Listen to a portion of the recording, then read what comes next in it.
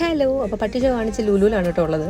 റൂംമേറ്റിൻ്റെ birthday ആയതുകൊണ്ട് തന്നെ birthday treat തരാമെന്ന് പറഞ്ഞു. അപ്പം ബാർബിക്യൂ നേഷനാണ് നമ്മൾ ഓപ്റ്റ് ചെയ്തിരിക്കുന്നത്. അപ്പോൾ എന്തായാലും ലുലു വന്നതല്ലേ, സ്റ്റുഡിയോയിൽ കയറാതിരിക്കാൻ പറ്റില്ല. അങ്ങനെ ഞങ്ങൾ സ്റ്റുഡിയോയിലൊക്കെ വന്നു. സ്റ്റുഡിയോയിൽ വരുന്നവരെല്ലാവരും ഷോപ്പ് ചെയ്യാനാണോ വരുന്നതെന്ന് എനിക്ക് സംശയമുണ്ട്. കാര്യം ഞാനൊന്നും ഷോപ്പ് ചെയ്തിട്ടില്ല. മോൾക്ക് വേണ്ടിയിട്ട് ഇങ്ങനെ 1-2 ഐറ്റം മാത്രം വാങ്ങിയിട്ട് നമ്മൾ നേരെ ബാർബിക്യൂ നേഷനിൽ വന്നു.